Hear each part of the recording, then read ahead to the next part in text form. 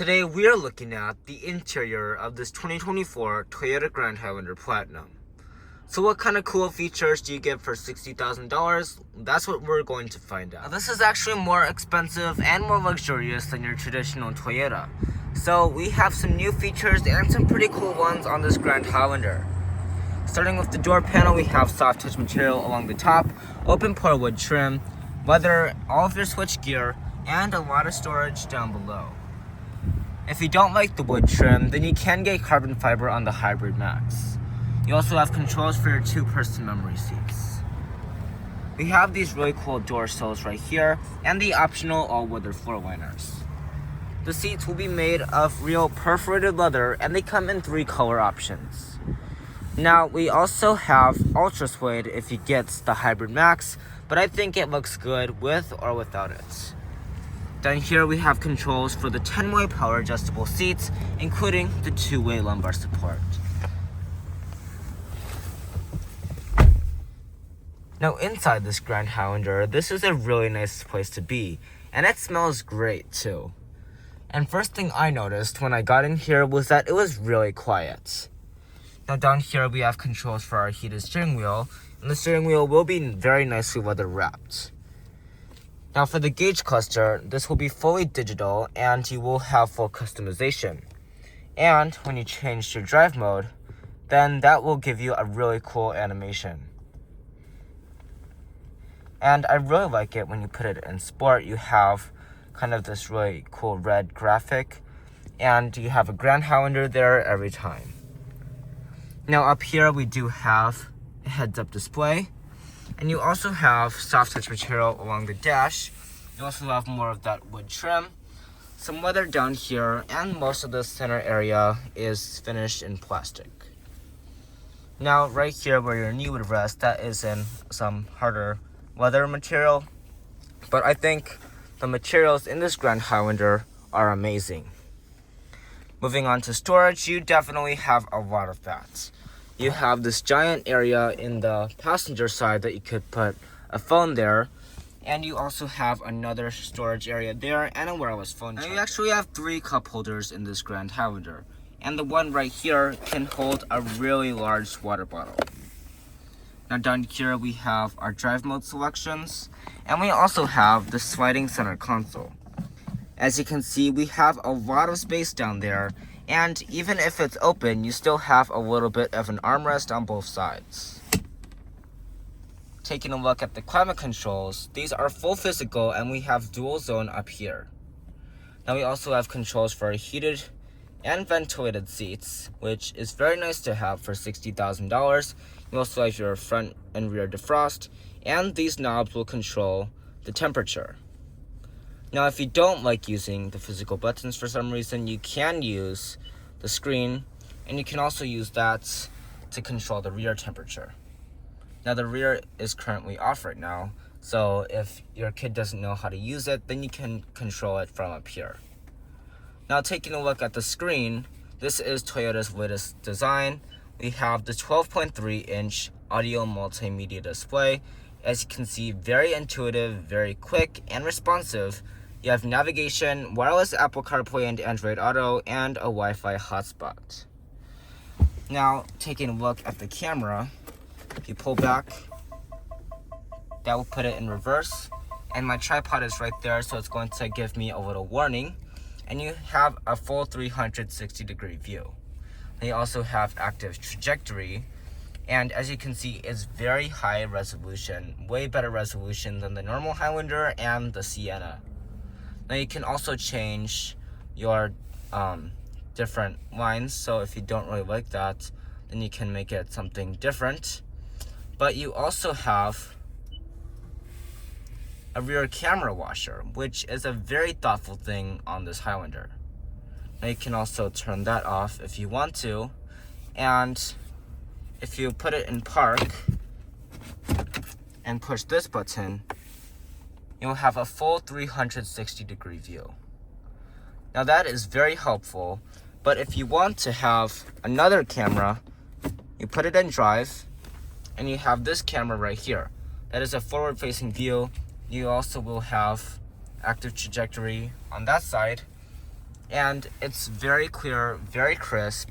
And as you can see, we really have a well thought out camera system on this Grand Highlander.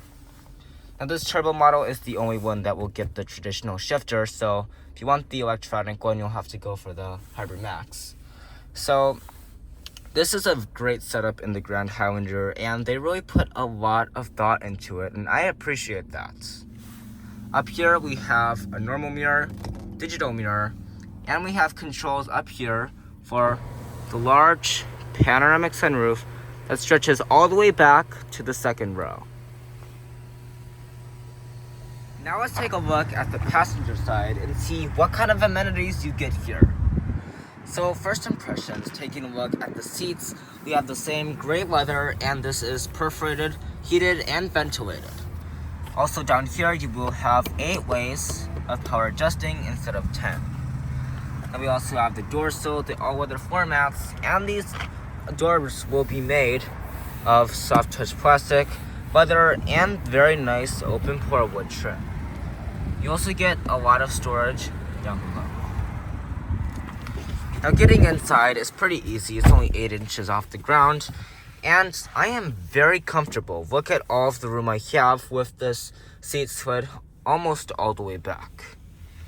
Now we also will have some storage right here for maybe a phone or tablet, and you even have a USB charger so you could charge your phone while it's sitting there. Now we also have more USB chargers here and more wood trim that runs through here. Now the glove box is pretty big. You have a lot of different options, so you can have a lot of stuff in here, and I think that is certainly helpful for a car this size. Now in addition to that storage, you also have storage down here, so you could fit a little something right in there. And well, now let's go ahead and check out the passenger area, but we also have a sunglasses holder. Now taking a look at the second row, I have to tell you that it was very well thought out. Taking a look at the seats, we have the same perforated leather, and these will be full, sliding, and reclining. We even have a little gray stripe right there. Now taking a look at the door panel, we have the same soft touch plastic, leather, and we even have a sunscreen shade. And guys, take a look at how much storage space we have down here. It extends all the way back, and you can fit a good amount of things in there. Getting in is really easy. It's not that high off the ground, and I think it's easy for most kids. Now taking a look at the legroom, this seat is slid almost all the way back, and I have about 3 inches of legroom. You also have a kind of tight seatback pocket, and my feet can slide under the seats. Now down here, I have a USB-C port, another one, and we also have a 120-volt socket. Now we have our third zone of climate control right here, and heated seats and ventilated seats, which is a new feature for the Grand Highlander. Now in this middle console, we also have a lot of space. We have a slot for this passenger, another slot over here, 2 cup holders, and a little storage area for the third row passengers. Now up top we have the panoramic sunroof, which is letting in a lot of lights. And I have to tell you that this area was very well thought out. Just take a look at the layout and you'll see that you are going to be in agreement. Moving on to the third row, this was a weak area when it came to the normal Highlander, and now that the new Sequoia is hybrid, it's all messed up back there. So the Grand Highlander has an easy access. You can pull this or you can pull that. So I'm just gonna pull this and you just push it forward and you can climb the stairs into the third row of your Grand Highlander. Now this seat is slid all the way back, and I still have a good amount of legroom. Now, the thigh support is pretty good, and I also have a decent amount of headroom. Now over here, I have 3 cup holders, a USB port, and this even serves as a grab handle. Now there is a leather armrest right there, so that is very nice. And these seats can recline just by pulling this, then that will recline the seats. Now Now let's take a look at the cargo area and see what kind of space we get back here. To open the trunk, you just kick your foot underneath the car, and then that will open it right up. Now back here, just take a look at all of that space. You have 20.6 cubic feet with the third row up. In addition to that, we have the optional cargo liner, and we also have this first aid kit, so I could just go like that. Now to fold down the third row, you have to do it. It's not that easy, so you're just gonna do that.